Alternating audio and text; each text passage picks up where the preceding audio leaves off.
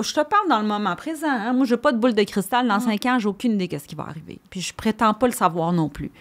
Mais, je veux dire, pour l'instant, un peu de journée de travail à la maison, un peu de journée de travail au bureau, mais le bureau devient une destination. Ce n'est pas nécessairement l'endroit où on va aller travailler. J'adore ça. Mais tu sais, ça peut peut-être devenir l'endroit où on va aller se rencontrer, où on va aller connecter. Justement, tu mentionnais, des fois, on a besoin de se rassembler, là, puis brainstormer sur un projet ou quelque chose. Mais pourquoi est-ce que l'espace de bureau ne serait pas cet espace-là? L'espace de collaboration, l'espace de connexion, l'espace de retrouvailles, l'espace de bien-être ensemble pour aller tisser les liens, justement, puis renforcer l'attachement à la marque employeur, former. Ça, c'est dur. Vous écoutez La Talenterie, votre meeting du vendredi. Bon vendredi, bienvenue à ce nouvel épisode du podcast de La Talenterie. La Talenterie, c'est un hub d'innovation et de réflexion sur le monde du travail. Comme avant, on parle encore d'entrepreneuriat, d'innovation sociale et du monde du travail, évidemment. Je m'appelle Sarah Jourdain-Houle, je suis la fondatrice de La Talenterie. J'anime cet épisode et cette semaine, j'ai demandé à Cléo Cacho de nous joindre, en fait, au podcast et de venir nous parler de son métier parce qu'elle est en design architectural. Puis on a jasé avec elle des fameux espaces de travail, les bureaux. On retourne ça au bureau. Comment on fait pour attirer les gens? Est-ce que ça a une incidence sur l'esprit d'équipe, les espaces de travail? Bref, c'était vraiment une conversation super intéressante. Puis, mon Dieu, je suis vraiment contente parce que vous allez voir, il y avait des belles pépites d'or dans cet épisode. Juste avant de vous présenter Cléo, je vous rappelle qu'on fait plein de contenu à La Talenterie. Entre autres, on a des mini-capsules où on lit des rapports sur le monde du travail, des outils gratuits, surtout pour si vous êtes un dirigeant ou en RH, en tout cas, un paquet de choses. Je vous invite à aller vous inscrire peut-être à notre infolette en suivant le lien directement dans les notes de l'épisode ou en vous rendant directement à latalenterie.com. Vous allez voir là, sur la page d'accueil pour rien manquer de nos meilleurs contenus. Donc là-dessus, je vous présente Cléo Cacho, design architectural, qui est une créatrice d'espaces avant-gardistes.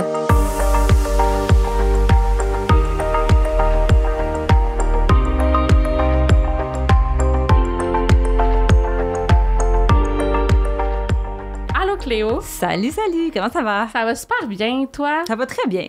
Merci d'avoir accepté mon invitation. Merci de m'avoir invitée. Non, mais vraiment, je suis très contente. Puis en plus, tu t'es déplacée, tu es en studio. Puis là, bon, on a évidemment Charles qui est toujours là, qui fait la technique. Mais cette semaine, on a Elisabeth en plus qui est dans mon équipe. Yes. Allô! Elisabeth qui a eu la gentillesse de m'aider à préparer les questions. En plus, parce qu'elle a un côté vraiment, tu sais, design, artiste. Fait que bon, ça va être un épisode d'équipe, mettons. Ah, ben super. Je suis prête. Cool, merci. Cléo, on va parler de ton background un peu, si ça te dérange pas. Qu'est-ce qui a fait que tu as décidé de devenir designer puis de lancer ton entreprise là-dedans? Boy. C'est une longue histoire que je vais essayer de raccourcir. Vas-y.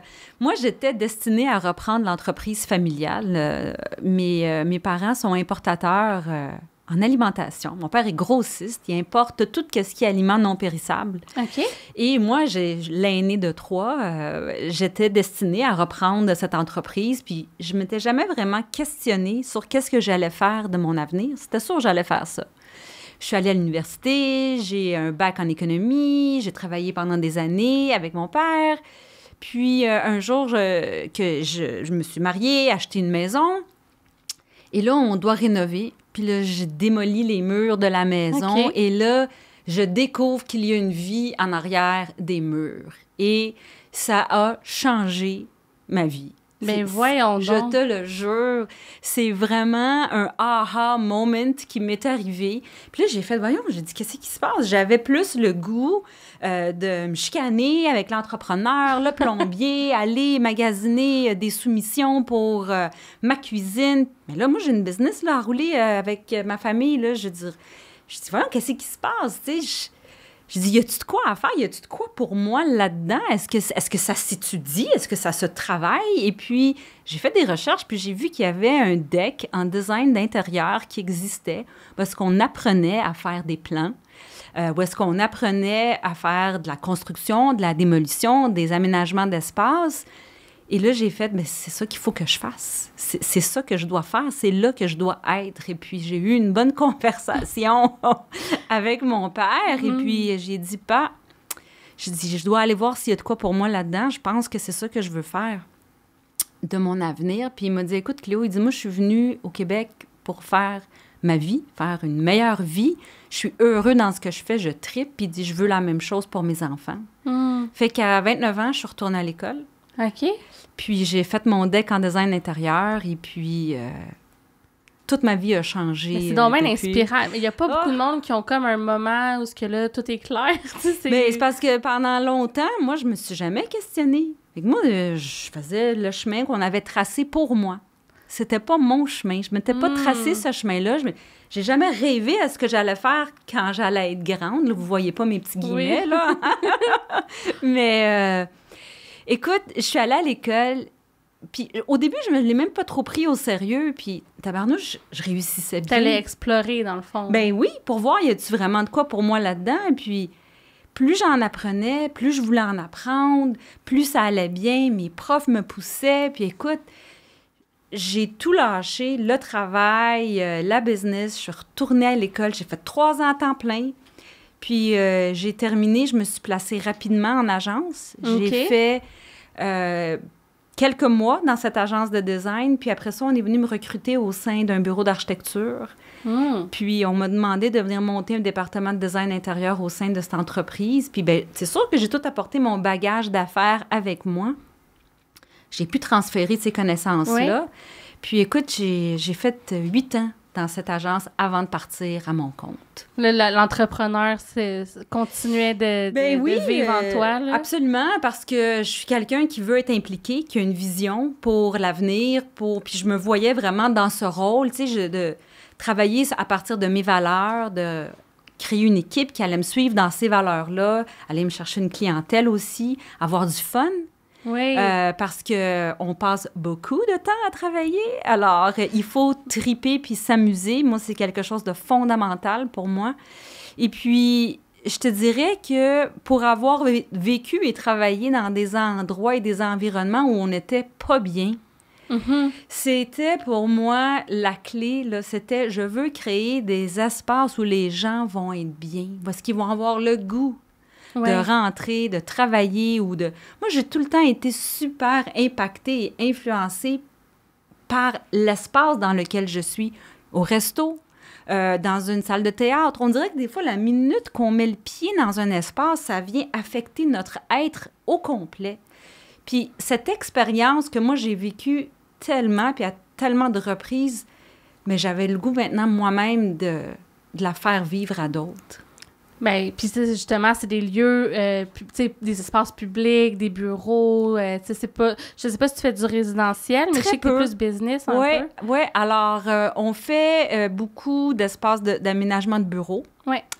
On crée beaucoup de marques de restaurants. Donc, on fait beaucoup de design de restaurants de plus en plus.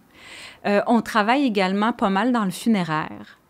Oui, je me souviens que tu m'avais raconté ça quand c'était jasé. Oui, écoute, c'est venu par pur hasard dans l'agence où j'étais avant que j'ai rencontré un groupe dans le funéraire et puis j'étais très fascinée par le milieu de façon générale parce que justement, je trouvais que c'était un endroit où on allait puis on se sentait pas bien.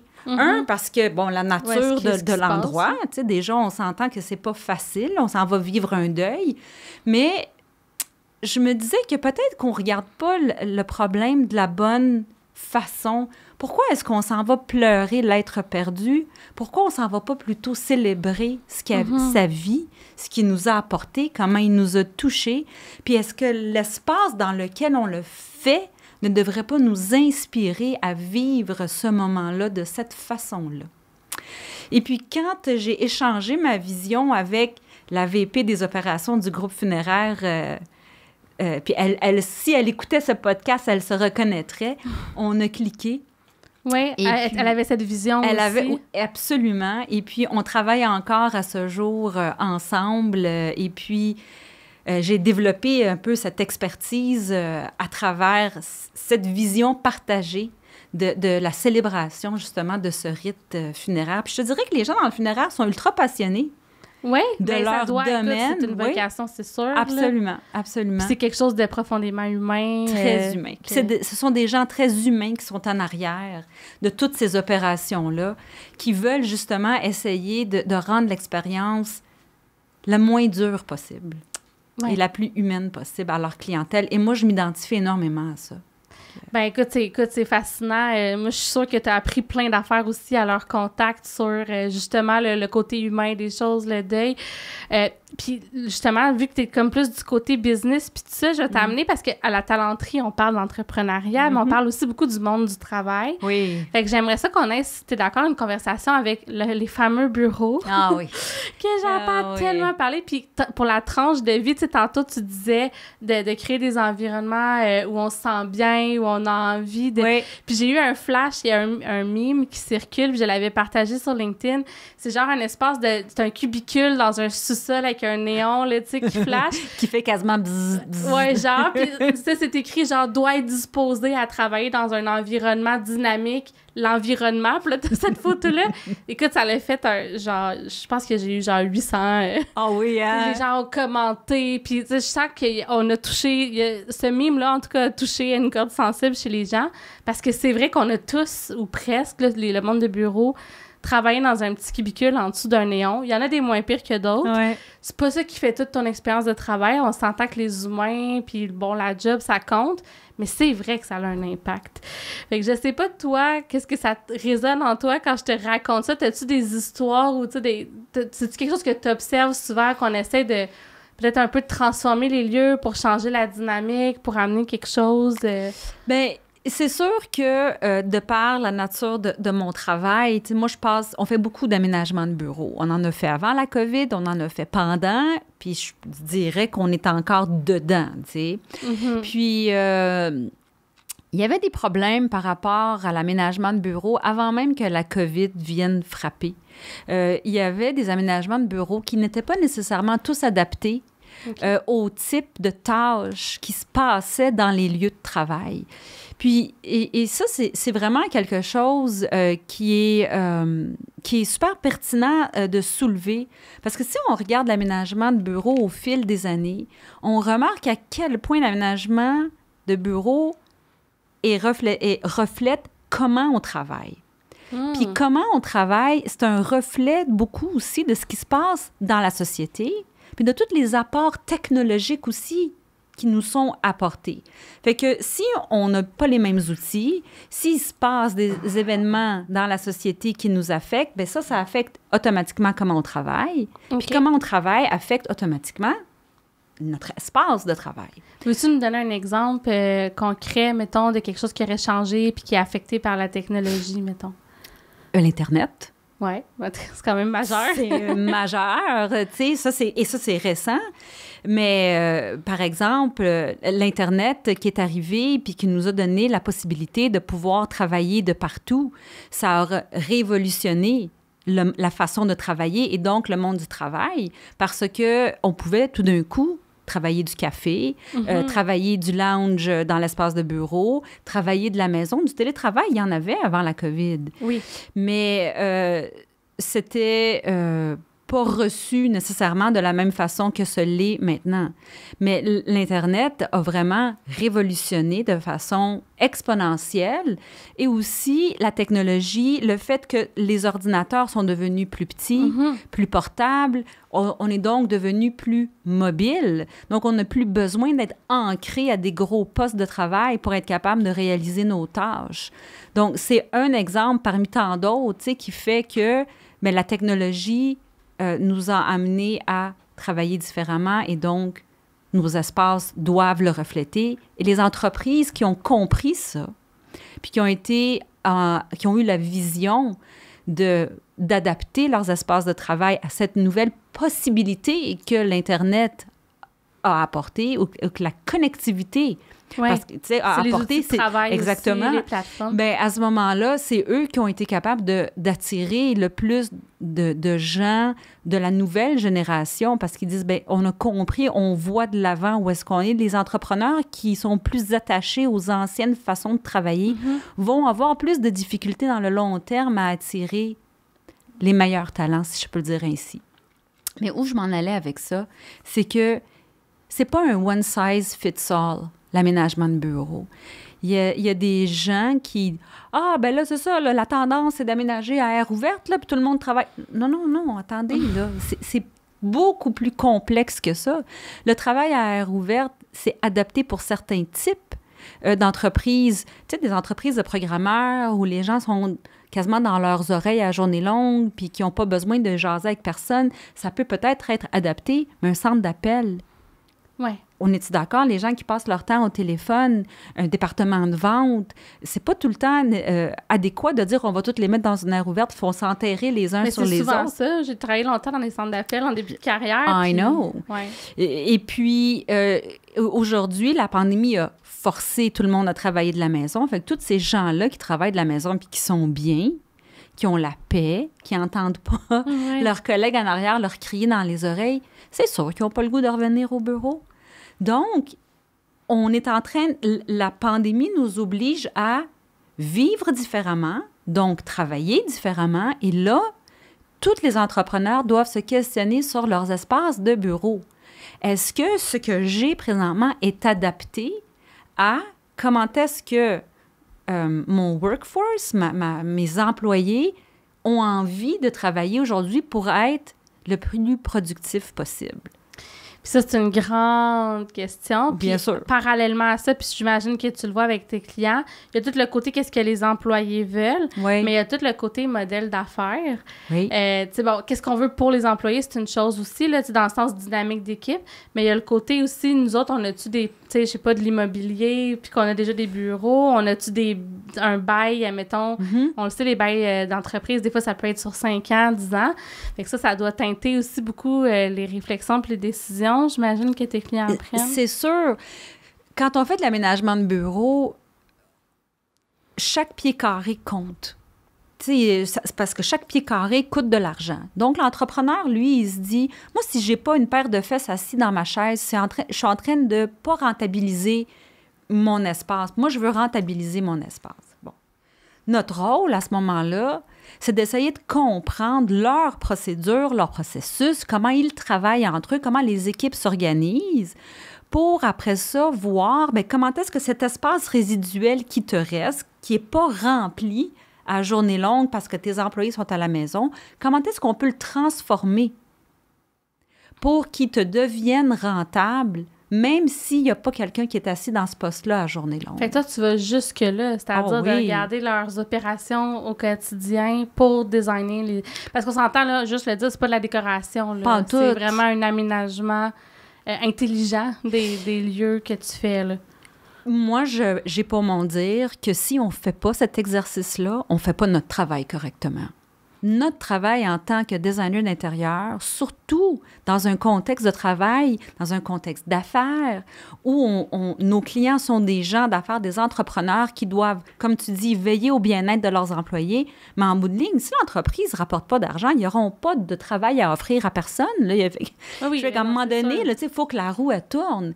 Mais moi, j'ai besoin de comprendre c'est quoi vos processus, comment est-ce que vous travaillez, comment est-ce que vos équipes sont organisées, au-delà de la première base de tout, c'est de comprendre qui est l'entreprise, quelles sont vos valeurs, c'est quoi votre mission, faites quoi là ici, c'est quoi vos objectifs, c'est quoi vos plus grands irritants, c'est quoi vos plus grandes difficultés. Moi, si je comprends pas ça, comment veux-tu que je les aide? Comment tu veux que je réaménage un espace qui va les porter pour les 5-10 prochaines années? Je peux pas. Effectivement. Puis tu vois, tu parles, puis il y a plein d'affaires qui m'allument. Genre, quelqu'un dans mon réseau qui a été engagée comme directrice RH, puis sa première tâche, ça a été de piloter avec justement des designers la refonte des bureaux dans vraiment une perspective de dynamique d'équipe. Fait que, tu sais, il y a beaucoup de... Puis je repense aussi avant la pandémie, là, dans le temps que j'étais pas entrepreneur, j'accompagnais des très gros clients. Puis des fois, c'était des projets, genre, on a décidé de construire un escalier à l'interne pour que les gens se croisent puis créer des connexions dans l'entreprise. Puis tu sais, c'est cher, là, créer un grand escalier majestueux dans une grande tour au centre-ville. Fait qu'effectivement, il y a beaucoup, tu sais, c'est des réflexions stratégiques, là, c'est pas parce que fallait faire des rénos, là, tu sais, c'était... Non, absolument. Puis nous autres, il faut qu'on soit sensible aussi au coût dépensé versus le bénéfice rapporté.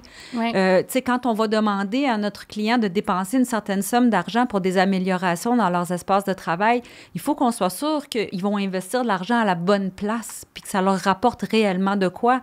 Donc, encore, je reviens, si en amont, on n'a pas posé les bonnes questions pour adresser les vrais problèmes, bien là, n'importe quoi qu'on propose, je veux dire, pourquoi tu veux faire ça? Je veux dire, ouais, ça se tiendra pas, là. Tu te tiens sur quoi, là? Pourquoi? Le client pourrait me dire, pourquoi tu me proposes ça? Puis il aurait raison de le faire. Ouais. Moi, si je rencontrais une équipe, peu importe que ce soit en RH ou en design graphique ou pour mon image de marque ou quoi, si l'équipe ne prend pas le temps de s'asseoir avec moi puis de me poser les bonnes questions pour réellement apprendre à me connaître, mais comment est-ce qu'elle va me proposer une image qui colle à moi, à mon entreprise, à mes valeurs? Effectivement. Fait que en fait, en design, il y a beaucoup d'écoute. Il y a beaucoup de conversation, il y a beaucoup d'écoute. Ça part de là. Si on n'écoute pas, on ne sera jamais un bon designer. Mais, tu sais, je me doutais qu'il y avait un côté genre, faut que je catch la vibe de l'entreprise, mais de là à aller jusqu'à comprendre dans le quotidien les opérations, j'avoue que ça m'étonne, mais tu sais, t'en parles puis ça fait plein de sens de le faire aussi. Tu as parlé aussi de certains, bon, la mode, là, des aires ouvertes, puis que ça peut convenir à certains profils, puis ça me fait flasher, parce qu'on connaît tous des entreprises, tu sais, bon, G-Soft, pour pas les nommer, qui étaient, tu dois les connaître, là, qui étaient très connus pour leur bureau. Moi, je suis personnellement allée aussi, tout ça, puis c'est vrai qu'ils ont un profil d'employé aussi, peut-être qu'ils se prêtent plus à ça, puis après ça, toutes les entreprises s'en inspirent, puis ça colle peut-être, bien, toutes les entreprises s'en inspirent. Ça devient un modèle, mais elle est là l'erreur. Le danger, il est là. Les bureaux à G-Soft, entre autres, si on parle d'eux, qui sont très beaux d'ailleurs, ils sont adaptés à cette entreprise-là. Mais pas parce que c'est adapté à cette entreprise-là que ça veut dire que c'est adéquat pour tous les types d'entreprises. Exact. Ouais. Et c'est là qu'il faut faire attention. Puis moi, je crois fortement qu'on est capable de réaliser des super espaces de travail qui collent à l'image de marque de l'entreprise sans nécessairement être tout le monde à air ouverte. Tu sais, je veux dire, ça dépend. Puis c'est pour ça, encore, je me répète, mais tu sais, comment vous travaillez? Moi, peut-être que ça serait pertinent pour un type d'entreprise de dire, bien, vous savez quoi, moi, basé sur la façon dont vous travaillez, je crois que ça serait pertinent d'aménager des espaces ici, peut-être selon les tâches ou selon les fonctions que vous avez à faire dans une journée. Si les gens ne viennent pas travailler au bureau à tous les jours, par exemple, la nécessité d'avoir des postes assignés n'est plus présente. Donc, qu'est-ce qui nous empêcherait de dire, bon, mais la zone ici, c'est le quiet zone. Si vous rentrez au bureau puis vous avez besoin de travailler, puis vous voulez pas vous faire achaler, comme un peu à la bibliothèque. Oui, oui. Là, tu t'assois là, ici, on parle pas. Tu veux, par exemple, travailler dans un environnement où il y a du bruit, qu'il y a un petit peu de télé, tu veux avoir la possibilité de jaser avec quelqu'un, mais il y a peut-être un endroit de connexion où est-ce que tu peux faire du travail, puis tu peux collaborer avec d'autres, faire du bruit, puis tu ne dérangeras pas ceux qui ont besoin de travailler dans le silence. Des petites pièces fermées pour faire des appels Zoom. On est tous connectés au Wi-Fi ou presque. Qu'est-ce qui nous empêche de se promener dans l'espace, puis après ça, faire nos appels? Pas déranger les autres autour de nous. Il y a plein de solutions. Mais il faut connaître les irritants, les difficultés pour pouvoir les adresser. Nous, notre travail, c'est d'apporter nos connaissances, notre créativité pour adresser et régler ces difficultés-là puis ces contraintes-là que les entrepreneurs vivent. Puis pour ça, ça nous prend des bonnes conversations avec eux. Puis tu vois, ça me fait réfléchir parce que dans ce que tu nommais, j'ai vu ça dans des espaces de coworking des fois. Tu sais, exemple, Montréal Cowork, qu'on a reçu au podcast, qu'on salue, tu sais, ils ont réfléchi leurs espaces en fonction de cette... de multiples... dynamiques de travail. Exact. Ouais. Puis, mais tu sais, bon, tu sais, comme c'est pas la même chose que de l'adapter à une entreprise en particulier. Puis j'ai l'impression qu'avec la pandémie, puis le télétravail, ça va forcer une réflexion parce que les choses ont beaucoup changé. Oui. Fait comme tu dis, si c'est pas tout le monde qui vient au bureau, OK, mais tu sais, au-delà de ça, il y a du monde qui sont tout le temps au bureau. Oui. Il y a du monde qui sont en hybride. Là, de plus en plus, les gens embauchent à distance. Tu sais, genre, ton collègue est à Barcelone. Oui. Fait que ça aussi, est-ce que tu le réfléchis jusque-là aussi quand tu accompagnes les clients? Dire, OK, ben des fois, tu sais, on travaille tellement à distance que, je sais pas, moi, dans les salles de conférence, on a des grands écrans Oui. pour que les gens... Ouais, hein? Absolument. Il faut. Puis ce qu'il faut essayer de ne plus dire, c'est ça va revenir comme avant. Tu sais, moi, pour moi, le passé n'existe plus. C'est fini, il est passé. Là, on est dans le moment présent. On fait face à une situation X. Il faut regarder vers l'avenir. Puis, mais si on voulait retourner en arrière, on verrait qu'on ne faisait pas les choses de la même façon avant. On l'a accepté, cette évolution, puis on est passé à d'autres choses.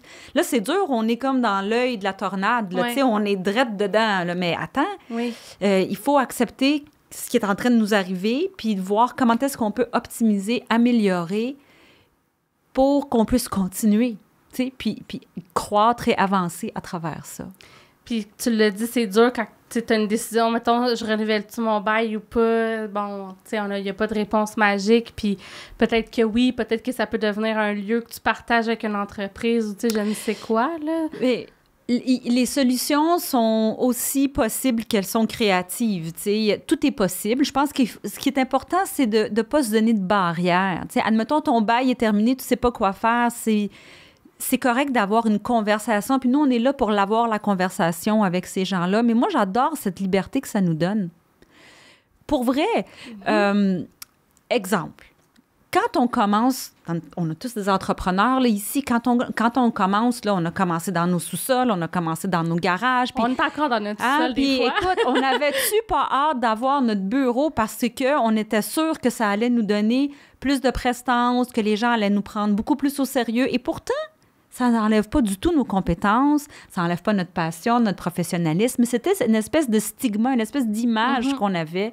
Mais moi, je trouve que la pandémie nous a libérés de ça. Mais ça, moi, je suis un entrepreneur. Comme tu sais, tu es chez nous en ce moment. Charles, mon chum, est un entrepreneur. Puis, c'est chez nous, notre business. Puis moi, je me sens bien ici, là. Je reçois, écoute, des gens de plus en plus, là, tu sais, puis je les préviens à l'avance, là, que c'est... Mais je sens pas que ça freine ma business. Par contre, ce que je sens que ça freine, c'est, tu sais, quand on veut travailler en équipe, bon, c'est peut-être pas tout le temps la meilleure place, la plus adaptée. Fait que, tu sais, on va dans des cafés, tout ça. Moi, je rêve d'avoir un bureau. Puis aussi, ne serait-ce que pour sortir de chez nous, là, parce qu'à un moment donné... Of course! Bon, mais en fait, ce que je veux dire, puis c'est pas au contraire, je prône le retour au travail. C'est plus standing, ouais. Mais ce que je veux dire, c'est que il y a plein de formules possibles. Puis le fait de pouvoir... Puis là, je te parle dans le moment présent. Hein? Moi, je n'ai pas de boule de cristal. Dans 5 ans, j'ai aucune idée de ce qui va arriver. Puis je prétends pas le savoir non plus. Mais, je veux dire, pour l'instant, un peu de journée de travail à la maison, un peu de journée de travail au bureau, mais le bureau devient une destination. Ce n'est pas nécessairement l'endroit où on va aller travailler.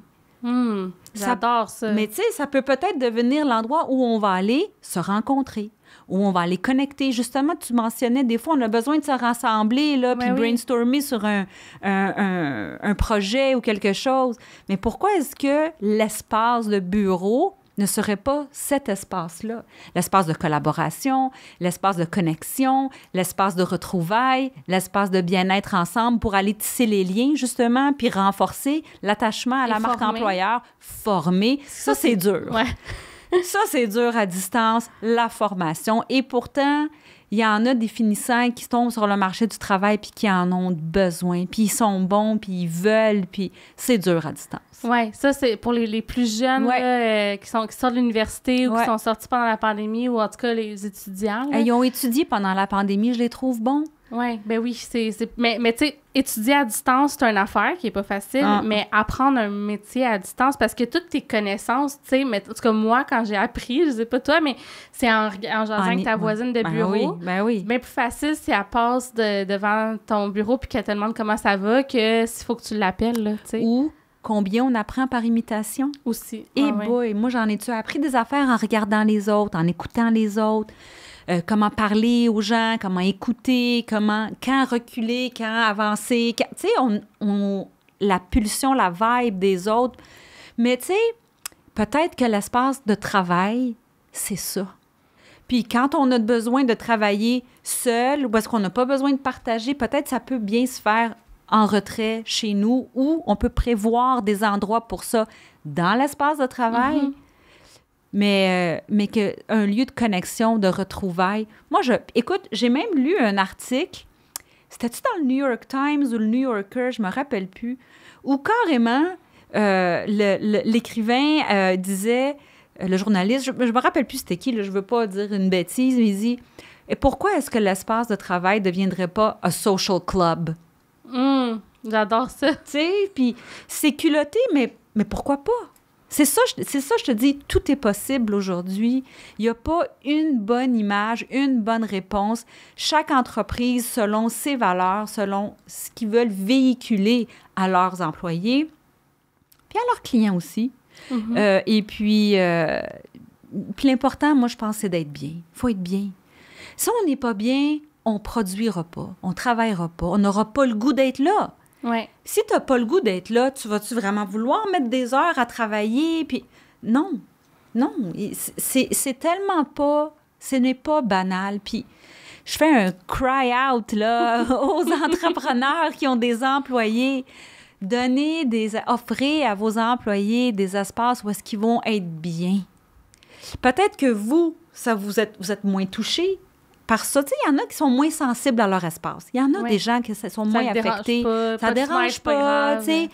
Mais c'est pas la majorité. Puis tant mieux, ils sont chanceux. C'est comme les gens qui sont capables de dormir assis. Tu sais, eux autres, t'es même n'importe où, ils sont capables de dormir. Mais c'est pas tout le monde qui est comme ça. C'est pas la majorité. Puis moi, je pense que, surtout dans une période où on cherche du monde, on cherche des talents, on est en pénurie de main-d'œuvre, on ne le dira pas assez. Mais moi, je vous le dis, oui, c'est tout le temps le salaire puis les avantages en premier, mais à salaire égal, à avantage égal, les employés vont tout le temps aller dans l'espace où est-ce qu'ils sont mieux. Oui, puis pour faire ça dans la vie, je te dirais et encore. Parce que le salaire, les avantages, ça fait partie d'une offre globale dans laquelle il y a tellement d'intangibles, tellement d'informels. Tu sais, bon, tu as l'avancement, la dynamique d'équipe, mais les bureaux de travail, ça fait partie de ça. Ça fait partie de ta marque employeur, ça fait partie de l'expérience que tu vas vivre. Les bureaux de travail / la flexibilité d'aller au bureau ou non, ça aussi, c'est un enjeu. Tu sais, il y en a plein qui disent... Hey, moi, genre, je retournerai pas travailler. Tu me donnes 10 000 de plus, c'est pas vrai que je vais aller travailler 5 jours par semaine au centre-ville, mais tu sais, fait que ça compte quand même. Il faut y réfléchir. Ça devient, j'ai l'impression, de plus en plus stratégique. Puis tu vois, tu viens de me faire allumer quand tu disais de l'utiliser pour vendre un peu, tu sais, attirer les talents. Il y a une entreprise, malheureusement, j'ai oublié leur nom, je vais essayer de le retrouver pour le mettre dans les notes de l'épisode. Mais une entreprise qui a bâti un site d'affichage d'emploi où ce qu'ils font faire des profils d'entreprise, mais eux, leur particularité, c'est que tu as comme ta fiche employeur il y a des drones qui vont prendre des photos de tes espaces de travail à l'extérieur même, tu sais, pour montrer où c'est là que tu vas travailler. Là, c'était comme rendu là. Fait que t'as l'intérieur, t'as l'extérieur. T'as l'extérieur, la vibe autour, qu'est-ce qui se passe. Exact. T'es-tu genre au centre-ville, sur une petite rue avec plein de cafés, ou t'as une autoroute, un quartier industriel, ou tu sais, bon, que sais-je, là. Fait que c'est vrai que ça compte. Tu sais, quand tu sors de ton bureau, puis t'es dans un quartier industriel, c'est pas la même chose que quand t'es dans un appart sur le plateau reconverti en bureau. Clair, c'est pas la même vibe. Puis ça attirera pas le même genre de monde non plus. Parce qu'il y a des gens qui vont être attirés par un certain setup plus que d'autres. Oui. Bon, fait que quand on veut être stratégique puis attirer les bons talents, ça peut peut-être être une chose à réfléchir aussi. Moi, je pense que c'est un incontournable. À mon avis, là, je pense qu'il faut offrir des espaces où les gens vont avoir le goût d'être. Moi, je viens de refaire les bureaux d'une entreprise où les deux associés propriétaires, pour eux, le jeu, c'est important. On est une gang, on aime jouer, on aime s'amuser. Puis eux autres, ils ont décidé qu'ils voulaient offrir à leurs employés un espace de travail. Ils ont fait un gym, ils ont fait une salle de jeu, ils ont fait une salle de...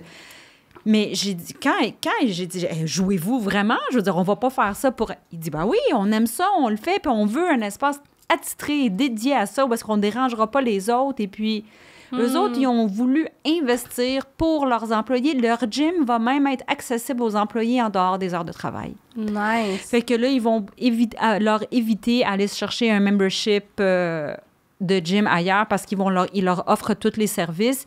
Puis, tu sais, d'offrir à tes employés des services, parce que là, je dis un gym, ça veut pas dire que c'est la bonne réponse pour tous les types d'entreprises, tu sais, c'est vraiment non, mais pas... j'en connais tellement des entreprises qui ont un gym, il y a personne qui va, tu sais, c'est les gens ça, n'ont pas nécessairement le goût de s'entraîner au bureau, là. Exact, fait qu'il faut que ça colle, il faut que ça soit vraiment quelque chose qui va bien s'identifier à vous, à votre entreprise. Mais où je voulais aller avec ça, c'est que on serait surpris de voir à quel point on est capable d'offrir des choses vraiment intéressantes à nos employés sans que ça coûte la totale. On veut des exemples, vas-y. Donne des idées au monde, là, sortez vos cahiers de notes. Quand on fait un aménagement, quand on fait des choix de matériaux, quand on fait des choix d'éclairage, peu importe, il y a des stratégies qu'on peut employer dans la façon qu'on pense l'espace, dans la façon qu'on habille l'espace, qui vont avoir un effet maximum sur le résultat sans que ça coûte la totale. Et qu'est-ce que je veux dire? C'est qu'il faut mettre l'argent où ça compte. Okay. Faut mettre tu sais, on n'est pas obligé que chaque pied carré du bureau soit doré, des meilleurs finis, mais il faut que les endroits où les employés vont être, où les employés vont travailler, où ils vont évoluer, il faut que ça soit bien adapté. Il faut que les bureaux soient ergonomiques, il faut que les chaises soient confortables, il faut que l'environnement... L'éclairage, c'est super important dans un espace de travail. Ça dicte l'ambiance, mais ça dicte aussi l'éveil. Tu sais, fait que nos pieds bougent, notre quantité, notre intensité lumineuse est super importante quand on aménage des espaces de travail. La circulation versus les bureaux, versus les coins repos, versus les coins café, versus les connexions, tout a un impact. Puis je le dis souvent, tu sais, un design réussi, c'est pas une chose. C'est l'addition de plein de petites choses qui vont faire en sorte qu'on va avoir un résultat à la fin, qu'on va créer une ambiance et qu'on va être capable de faire ressortir l'image de marque, l'image corporative de l'entreprise à laquelle on veut que nos employés s'identifient. Puis qu'ils soient fiers, tu sais, qu'ils soient fiers de dire « Moi, je m'identifie à l'image de mon entreprise, à ses valeurs. » Puis des fois, c'est pas l'excès. Oui. En fait, c'est ça que je voulais dire, tu sais, quand je parle de coûts. On n'a pas besoin d'en mettre puis d'en mettre. Il faut juste être stratégique puis faire les bons choix.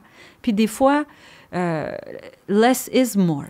Bien, un peu comme dans la marque employeur, c'est ça. Tu sais, de tout mettre le gros paquet puis de vouloir flasher. Tu sais, des fois, c'est pas la bonne action, le bon ton. Tu sais, puis je pense juste, mettons, ton entreprise de jeu, là. C'est super cool pour eux, si eux, dans leur culture, ils jouent puis tout ça. Exact. Mais si ta crowd, c'est des jeunes qui ont étudié, je sais pas, tu sais, mettons, pour être... Puis je pense à un client que j'ai déjà eu, eux autres, tu sais, c'était des actuaires. Puis les jeunes, ils voulaient arriver travailler en soute. Puis ils rêvaient à ça dans leur expérience. Fait que d'arriver dans un lieu où c'est comme une table de ping-pong, tout le monde en jeans, c'est pas ça qu'ils rêvaient. C'était pas le persona, mettons. Après, il y a des profils différents dans toutes les entreprises, mais fait que ça, c'était intéressant. Puis, tu sais, on dit, je sais pas si... En tout cas, en RH, on dit tout le temps, bon, la table de ping-pong. C'est comme un lieu commun, là, parce que... Ou la table de baby-foot, excuse. Oui. Parce qu'il y a eu des entreprises qui en ont mis, puis là, c'est devenu un peu un symbole pour dire, c'est pas parce que tu mets une table de baby-foot que tu vas créer une culture. Claire. Mais peut-être que oui aussi. C'est ça que je trouve le fun dans ton exemple de jeu, tu sais. Mais c'est parce que dans leur cas, ça s'identifiait directement à leur culture d'entreprise. Tu sais, c'était ancré dedans. Fait que c'était adapté. Ouais. Mais c'est pas vrai que c'est la solution pour tout le monde. Exact. En fait, c'est pas juste pas vrai, c'est faux. Point. Et c'est pour ça que c'est pas un one size fits all. C'est pas, il y en a pas de solution unique, il y a pas de truc unique, il y a pas de... Ben, qu'est-ce qu'on devrait faire? Ben attends, on devrait avoir une conversation. Puis là, je vais aller dans les questions plus techniques, ben pas techniques, mais tu sais, je te sors un peu, parce qu'on s'est demandé ça avec Elisabeth avant d'enregistrer, puis je veux pas oublier de t'en parler. Okay. Mais justement, dans le design, est-ce que tu t'inspires des fois de, mettons, le côté, c'est quoi, pas zen, c'est quoi le... On me souffle feng shui. Je sais, c'est quoi donc? Je veux dire, tu regardes-tu ces affaires-là? Genre la disposition du soleil? Non. Puis... Non? Écoute, non, c'est pas vrai. Je dis non vite. Je m'explique. Quand on fait un design pour une entreprise, notre objectif, au-delà d'adresser toutes les contraintes, les difficultés, les irritants, au-delà de réaménager l'espace parce qu'on veut soit agrandir, soit on déménage, soit peu importe la raison, ce qu'on doit faire ressortir, d'abord et avant tout, c'est l'image corporative, c'est l'image de marque. Donc, moi, c'est tout le temps ça dans mon approche, mon point de départ. Okay. Tout le temps, tout le temps. Et c'est pour ça que quand je commence à faire un mandat avec une entreprise, des fois, il y en a 2, 3, dépendamment de l'entreprise, rencontres. On fait des entrevues, un petit peu comme on est en train de faire maintenant. Tu sais, on a des conversations. Et là, moi, je pose plein de questions. Je veux savoir d'où ça vient, ton entreprise. Pourquoi? Comment tu as commencé ça? C'était quoi ton objectif? Qu'est-ce que tu veux accomplir avec ça? C'est quoi tes objectifs à court terme, à moyen terme, à long terme? Qu'est-ce que tu veux attirer comme clientèle, comme employé, etc., etc.?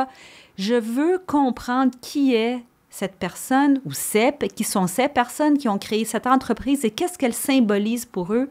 Parce que c'est ça qui doit ressortir, c'est à partir de ça que toutes les décisions sont prises.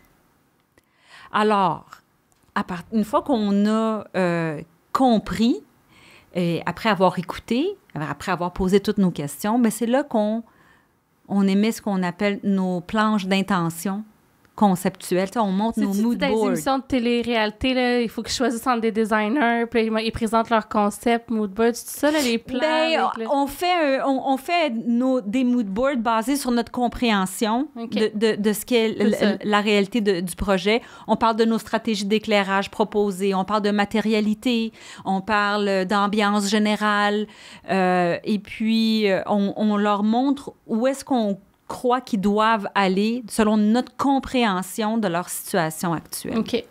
C'est beaucoup là-dessus que c'est basé. C'est sur l'image qu'ils veulent refléter d'eux-mêmes puis de leur entreprise.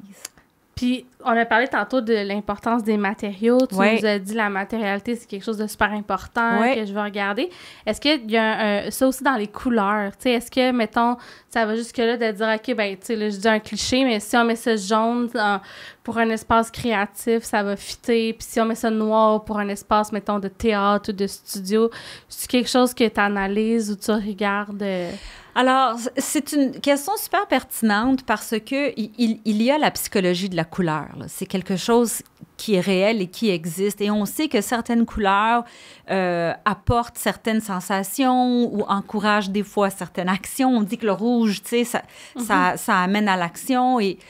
Mais moi, je te dirais que avant de toucher à la coloration, et ça, c'est personnel, je suis beaucoup plus dans l'approche et ensuite beaucoup dans la... Je cherche mes mots.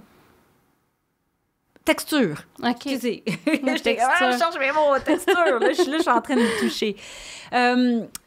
J'essaye autant que possible que le design proposé, que les matériaux choisis reflètent la marque, reflètent l'essence et l'ambiance qu'on veut créer.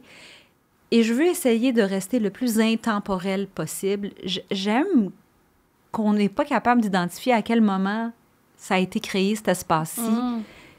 Parce que je veux pas qu'on parle de tendance.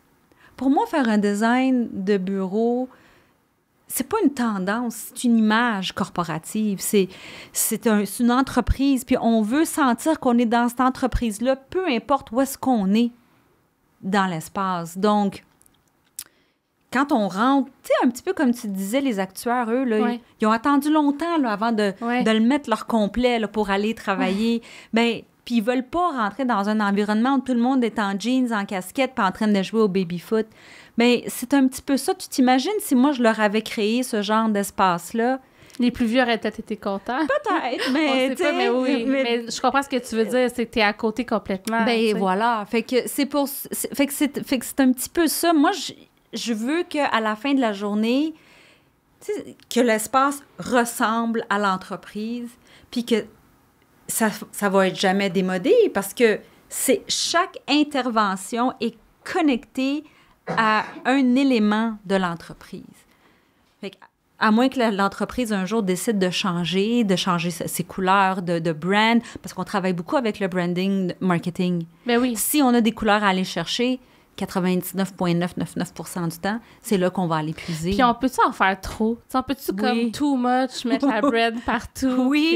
Oui, on peut. Absolument. À un moment donné, il faut que ça soit subtil. On veut pas tout le temps être au premier degré. Ouais. On part de là, mais on fait pas du copier-coller de la... C'est l'essence de la chose, c'est l'ambiance, c'est la vibe quand on est là. OK. C'est plus là-dedans. C'est pas besoin d'avoir le logo sur chaque chaise. Non, il faut pas. Oh my God, non, don't do that. Faites pas ça. C'est pas ça qu'on veut, tu sais. On devrait être capable... Et ça devrait ressortir automatiquement. OK. Tu sais, en anglais, on dirait « it should transpire ». Je sais pas comment dire. Transpirer, ça devrait... Transpirer. Ça se dit pas, hein, transpirer comme il faut non, en français. Ça devrait transcender, non. Mais... En tout cas... Whatever, on se comprend. Écrivez-nous, là, si vous avez le bon mot. On va en parler. Si vous le savez, dites-nous-le. Mais tu sais, on devrait être capable de sentir la vibe. Oui. Et puis, encore là, les matériaux comptent beaucoup là-dedans, tu sais. Mais tu sais, quand tu dis les matériaux, c'est-tu genre le bois, ça inspire à plus ça, le velours? C'est ça que tu parles quand tu parles de texture de bois? Oui, tu sais, admettons, regarde, tu sais, quand on parle du bois, parlons-en, le bois, surtout dans son essence, dans les essences plus exotiques, a une connotation beaucoup plus haut de gamme. Tu sais, qu'un bois de grange, par exemple. Okay. Un marbre versus un plastique, un métal brut versus un laiton poli. Chacun de ces matériaux-là a comme une connotation différente. Pourquoi? Parce qu'on les associe à nos expériences passées puis les espaces dans lesquels on les a connus. Puis, tu sais, quand on retourne dans le passé, puis on regarde de quoi les grands espaces super huppés ont été conçus, puis il y avait des belles boiseries, de la mouluration, il y avait de la dorure. Donc, qu'est-ce qu'on fait? On associe tous ces finis-là à une certaine... un luxe. Ou... à une gamme, you know, versus le bois de grange, versus les matériaux plus bruts comme l'acier. On leur donne une autre connotation, tu sais, qui est beaucoup plus industrielle. Donc, les matériaux comptent. Ça influence énormément comment l'espace est perçu. Un velours versus une cuirette, c'est pas la même... Ça n'a pas la même, je me répète... Feeling, vibe, pas la même connotation, tu sais, c'est pas la même chose. Fait que, dépendamment du type d'espace qu'on est en train de concevoir, il faut qu'on choisisse nos matériaux avec beaucoup d'astuces pour être sûr qu'ils reflètent bien l'ambiance qu'on veut créer, de un, mais de deux, que ces matériaux-là sont adéquats pour l'usage qu'on va faire dans l'espace. Je ne mettrais pas le même tissu dans un centre d'achat que je vais mettre dans un aire d'attente de bureau où est-ce qu'il n'y a quasiment pas d'invités qui viennent. Le frottement use les matériaux. Il y a certains tissus qui sont beaucoup plus résistants au frottement que d'autres. Mais toute cette connaissance-là, nous autres, les designers, c'est ça notre spécialité, là, on la détient. Donc, c'est pas banal les choix qu'on fait. Tu sais, quand des fois on dit « Pourquoi utiliser une designer? » Non, attendez, on arrive avec un bagage de connaissances qui peut vous éviter de dépenser de l'argent pour rien. T'sais. Dépenser de l'argent sur un tissu qui va être ruiné au bout d'un an, puis ta banquette va avoir l'air toute défraîchie. Quel dommage! Oui, et aussi, ça me fait le côté environnemental. T'sais, si on veut avoir une durabilité dans nos espaces de travail, de choisir des matériaux qui sont durables, est-ce que tu fais dans le recyclé un peu? Tu sais, mettons, moi, je te parlais, là, je rêve d'avoir des bureaux. Là. Moi, j'aimerais ça, bâtir un espace de travail avec des vieux meubles, puis, tu sais, créer une vibe. Est-ce que c'est des choses que tu vois de plus en plus, ou c'est encore beaucoup le neuf? Ou... Non, bien, je te dirais c'est les deux. OK. C'est les deux, puis ça dépend, puis pour plein de raisons, pour des raisons écologiques, pour des raisons budgétaires. Puis je te dirais que le mobilier revalorisé aujourd'hui, il y a des entreprises comme des collègues à moi, Réseau B, je les salue, avec qui je travaille, qui font un super travail de revaloriser des postes de travail existants. Écoute, c'est à s'y méprendre, là, quand on voit le résultat. Je veux dire, c'est comme du neuf. Alors, c'est sûr qu'on essaie beaucoup d'encourager autant que possible c'est du cas par cas, je te dirais, les demandes. Puis, tu sais, tantôt on parlait que la marque employeur, puis ça le design en fait partie, mais tu sais, si, disons, on veut se positionner comme une entreprise responsable, un employeur responsable, ça, c'est beaucoup dans mes intérêts, là, je me permets, mais d'avoir cette réflexion-là, d'avoir des matériaux durables, peut-être d'intégrer des matériaux recyclés aussi, bien, une des façons de plus de livrer, tu sais, cette promesse qu'on fait à nos employés qu'on a un employeur ou une entreprise responsable. Fait que, définitivement, tu peux t'imaginer la dichotomie si on prêche qu'on est une entreprise éco-responsable puis qu'on arrive dans des environnements de travail qui ne le reflètent pas. Effectivement, ça serait pas... Avec des bouteilles de plastique. J'en bois une dans ce moment, là. Je me dénonce. Mais avec tout ça, tu sais, si le frigidaire est plein de bouteilles d'eau puis qu'on change la banquette à toutes les années parce qu'elle est tout le temps scrap. Puis les employés reconnaissent et voient ça, puis le public aussi. Puis c'est important d'être intègre. Ouais. Puis nos espaces doivent le refléter. C'est un reflet direct de notre culture d'entreprise. C'est pas banal. Moi, je le dis, je le répète, mais je pense que c'est important. Bien, je pense qu'on va closer là-dessus parce que c'était vraiment un beau C'était vraiment un beau mot de la fin. Merci tellement, Cléo. C'était super. Honnêtement, je savais pas à quoi m'attendre, tu sais, parce que c'était tellement un peu en dehors de mes conversations habituelles. Puis c'était ultra pertinent. Je suis certaine que les auditeurs ont adoré. Est-ce que c'était intéressant, guys? Ouais, on me fait signe que oui, en arrière des ordi. Merci beaucoup. Où est-ce qu'on peut te trouver? On va mettre le lien vers ton site Internet. Oui. Vers ton, pas ton blog, mais ton LinkedIn. Aïe, je perds mes mots. C'est correct. J'ai un blog sur mon site Internet également. Bon, ben, je le mettrai. Vous pouvez me trouver sur LinkedIn, sur mon site Internet. On est tout le temps disponible pour... Ne serait-ce que des questions, des appels, des conversations. Gênez-vous pas, appelez-nous. On est là pour ça. Pas obligé d'appeler avec un projet, là. Tu sais, des fois, ils disent « Ah, on veut pas appeler, on n'a pas de projet. » C'est pas grave. Appelez-nous. Puis t'es quelqu'un qui fait beaucoup de réseautage aussi, fait que t'es habitué de, tu sais, juste jaser. Ben oui. Puis j'aime ça, j'adore mon métier, j'aime en parler. Appelez-moi. Merci beaucoup. Ça m'a fait plaisir. Merci beaucoup de m'avoir reçu. Mon premier podcast, je savais pas trop à quoi m'attendre, mais je te donne A+. Ah, ben j'ai eu une super MC, là. Tu m'as super bien accompagnée. Je te remercie beaucoup. Ça a été très agréable comme expérience. Je le referai n'importe quand. Ah, ben je suis tellement contente d'entendre ça. Merci. Merci à vous autres. Merci à toute l'équipe. Merci beaucoup. Bye-bye. Bye.